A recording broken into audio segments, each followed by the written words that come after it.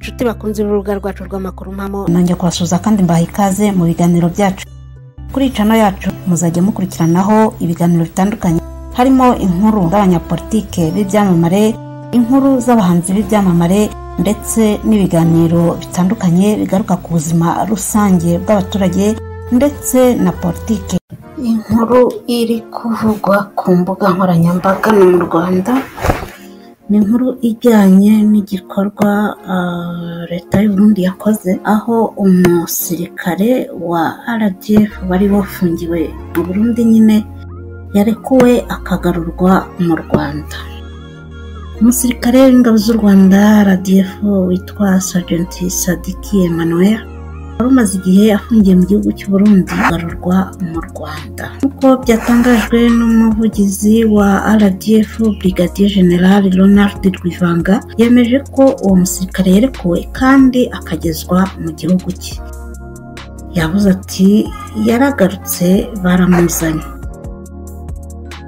Sergeant Sadiki yari yafunzwe nyuma yo kwambuka umupaka wa Gasenyi Nemba ujya mu Burundi atabigambiriye, nk'uko byari byatangajwe mu itangazo RDF yashyize ku mugaragaro ku itariki ya 24 Nzeri n'ukwezi kwa 9 muri uyu mwaka nyine wa 2025.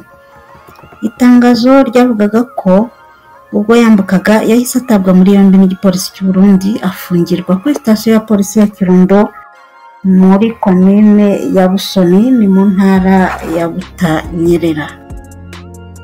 RDF yari yatangaje ko izakoresha inzira za diplomasi mu gukorana n'ubutegetsi bw'u Burundi kugira ngo uwo musirikare asubizwe mu gihugu. Bikaba rero byaragezweho. Iyo ni imwe mu nkuru iri kuvugwa cyane ku mbuga nkoranyambaga. Indi nkuru iri kuvugwa muri aya masaha ni inkuru itari nziza, inkuru y'akababaro, ariko nanone irimo ibitangaza by'Imana ku bayemera.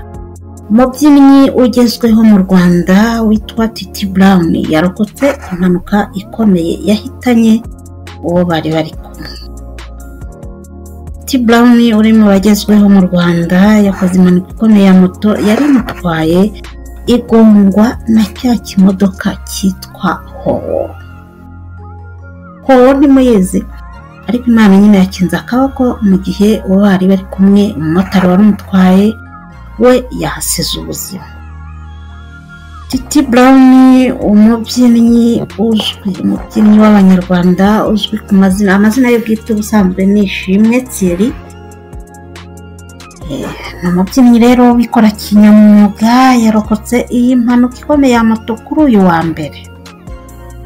Hashize ku itariki ya 6 Ukwakira, we n'umumotari wari umutwaye. Akavuga ko umumotari wari umutwaye bagonzwe n'iyo modoka yo mu bwoko bwa Howo. Uwari umuhetse nyine ari we mumotari we yahise asiga ubuzima, ntiyabashije kurokoka. Ariko Titi w'Abanyarwanda yarokotse ahava ari muzima. Abinyujije kuri status ye ya WhatsApp yanditse ati "Thank you Lord, nari mfuye."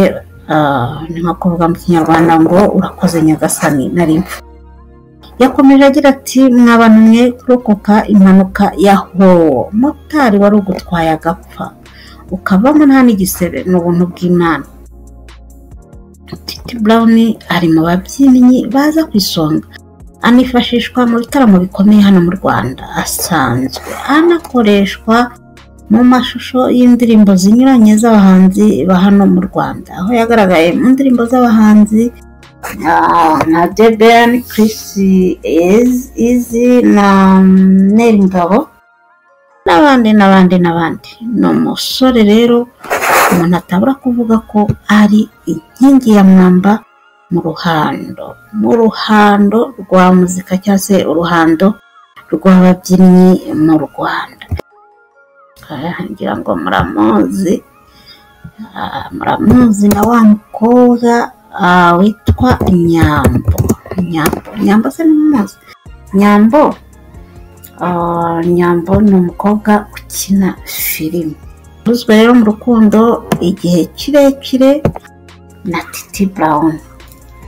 bari bamaze imyaka 2 muri Nyakanga uyu mwaka, byavugaga ko bari mu rukundo ndetse ko tifuzaga kubishyira ku mugaragaro nk'uko ibindi byamamare bigenza.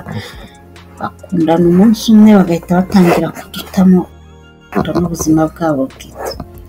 Aba rero nabo bagiye bagaragara bari kumwe ku mbuga nkoranyambaga, bakagaragara nyine nk'abantu bakundana, ariko bamwe mu bacuti babo ba hafi bakavuga ko byabaga ari ugutwika, abandi bakatubwira ko ari filime bakinaga, abandi bakatubwira ko ari ugushaka kwamamara.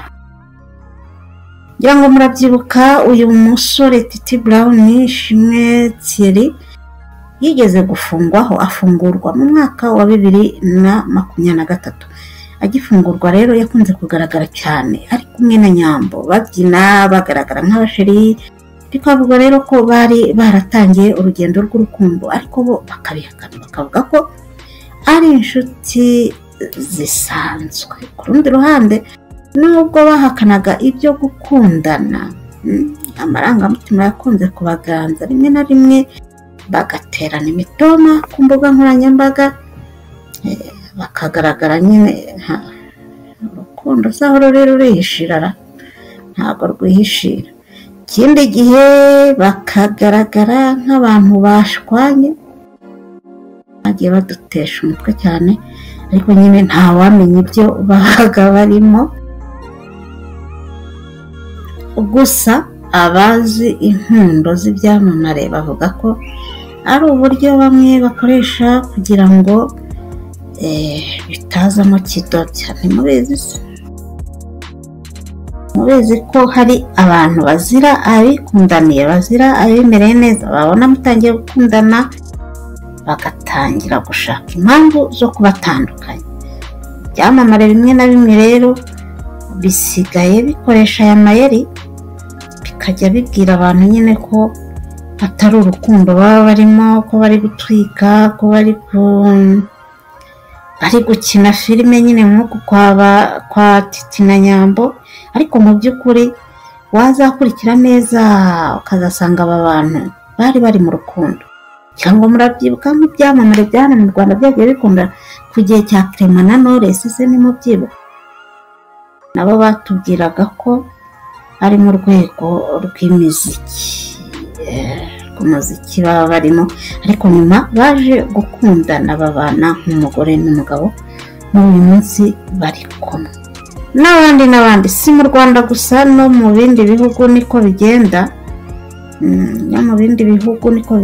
Ni gakeya uzasanga ibyamamare bihita byatura bikabwira rubanda ko biri mu rukundo, abanga ko mwabicira ibintu. Rero twongere dufatanye na Titi w'Abanyarwanda, twongere dufatanye nawe gushima Imana yamurinze akaba agihumeka umwuka w'abazima.